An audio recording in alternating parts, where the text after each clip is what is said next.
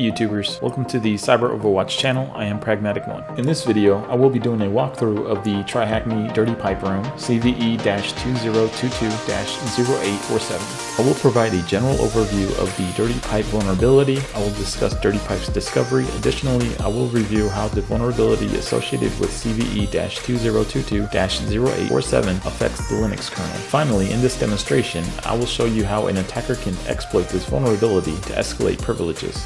If you find this content informative and you are interested in cybersecurity, please like and subscribe to the Cyber Overwatch channel. Also, for more free content, please regularly check back on www.cybersec.com. This is not a comprehensive overview of Dirty Pipe. If you would like more detailed write-up, I recommend reading Max Kellerman's write-up on Dirty Pipe. Web link is listed in the description.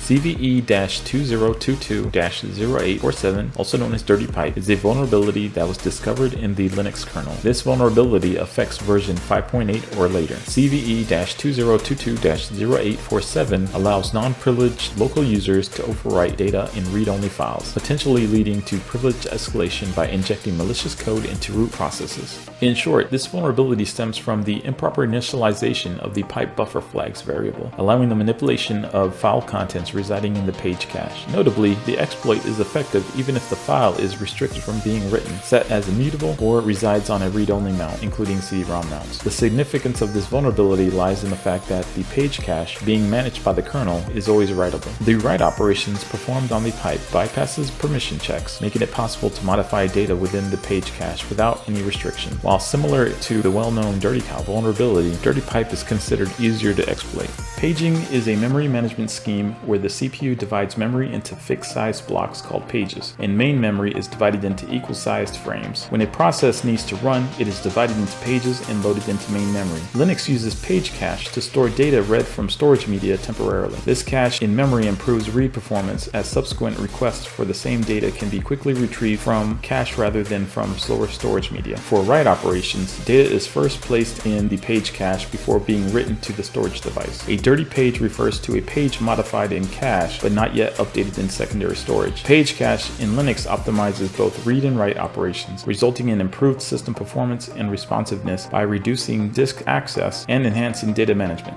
Pipes in FIFO, or first in, first out, are also known as named pipes, serve as vital communication channels for inter-process communication in Unix-based operating systems. They provide unidirectional flow of data where information written to the write end of the pipe can be read from the read end. I can illustrate this concept with an example shown on the screen. In this example, I utilized an anonymous pipe. The output of the first process, Nmap in the IP, is directed into the pipe, which then delivers this output as input to the next process in line. Essentially, the pipe acts as a conduit, passing data from one process to the pipe's write end, where it becomes accessible as input for the subsequent process in the sequence. An essential pipe flag called pipe_buff_flag_can_merge exists, indicating that the data buffer inside the pipe can be merged. When this flag is set, it notifies the kernel that changes made to the page cache associated with the pipe must be written back to the original file from which the page was sourced. The discovery of this vulnerability prompted action from the Linux kernel development team, resulting in fixes being implemented in Linux kernel versions 5.16.11, 5.15.25, and 5.10.102. CM4All engineers originally discovered the vulnerability after customers were encountering CRC errors when trying to access logs they had downloaded but could not decompress. For some background, CM4All hosting environment would perform a nightly process that would split the previous day's access logs into individual files per hosted website, compressing them using zlib. The CM4All server would employ the splice system call in order to concatenate compressed daily log files without decompressing and recompressing them. This was intended to allow efficient file downloads. It would enable a direct data transfer from the hard disk to the HTTP connection, bypassing unnecessary CPU usage. Based on CM4All, the log file would normally look like the image shown on the screen. The 0000FFFF represents the sync flush, which allows simple concatenation. The sync flush is what zlib implements when used with the z_sync_flush flag. It performs the following as shown on the screen. But what the CM4All engineer discovered when he examined the corrupt logs was that he could see the sync flush and empty final block were present. The difference was that the uncompressed length was 1.3 megabytes and the CRC32 value was 0x02014B50, which is incorrect on the logs as shown in the video. During CM4All's investigation, the engineer noticed all known corrupt files had the same CRC32 and file length value, which led him to believe the issue was not attributed to CRC calculation error. He speculated that if the data were corrupt, there would be different CRC values. After meticulous examination, the CM4All engineer localized the issue to the logzip generator. The engineer created a program that would write 5 Bs simulating the logzip generator. After executing the program, the engineer discovered that the kernel error occurred, allowing the splice function to write to a pipe without write permissions. When data was written into the pipe, the files were subsequently spliced page cache references with the pipe_buff_flag_can_merge flag were inadvertently created. If the corrupt data possessed this flag, the subsequent write call responsible for writing the central directory file header would overwrite the data in the page cache, specifically affecting the last compressed file.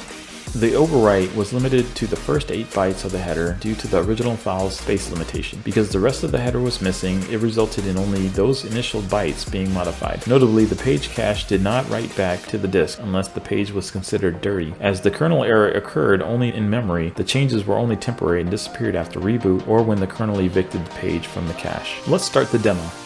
In Task 1, TryHackMe provides a brief introduction to the vulnerability and the room. To complete the task, you just need to launch the vulnerable host. In Task 2, TryHackMe provides more detailed overview of the dirty pipe vulnerability, including analysis, the ramifications of this vulnerability, and how to remediate it. To complete this task, you just need to read the provided information.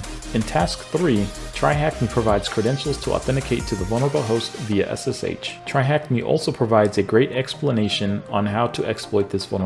Although TryHackMe provides the exploit proof of concept on the vulnerable host, for this demonstration, I will download the exploit code from GitHub. There are several POCs available for dirty pipe. In this case, I am using one that modifies the /etc/passwd file by adding a password hash. To download the exploit code, I ran git clone plus the git address. Now that the code is downloaded, I browse to the exploit code folder and compile the code using 2 options. I can run the command shown in the CLI ./compile.shell, or I can run gcc exploit.c-o dirty pipe. Both are shown in the CLI and both can be used to compile the code. Now that the code is compiled, I start my HTTP server using the following command shown in the CLI from the same directory as the exploit. I logged into the vulnerable host via SSH using the credentials provided in Task 3. Now that I am authenticated to the vulnerable host, I use wget as shown in the CLI to download the exploit to the temp folder. I checked to make sure the exploit had execute permissions. The file does not have execute permissions, so I ran changemod command shown in the CLI. I execute the exploit using the following command shown in the CLI. After running the exploit, I was able to get root. I ran the whoami command to verify it shows me as root. What did the exploit do? If we look at the code in GitHub, we can see that the code creates a pipe with the pipe_buff_flag_can_merge flag set. The exploit backs up the etc passwd file. The exploit then adds the password hash to the etc passwd file. The exploit then opens the etc passwd file in read-only mode in order to modify it using pipe and splice. A pipe is created with the pipe_buff_flag_can_merge flag set and the splice system call to splice 1 byte before the offset. This causes the kernel to write without checking privileges even if the file is set to immutable. The exploit runs bin shell as root. Once root is obtained, the exploit will restore the backed up etc passwd file. Now that I am root, I can view the root flag located in root.txt in the root folder.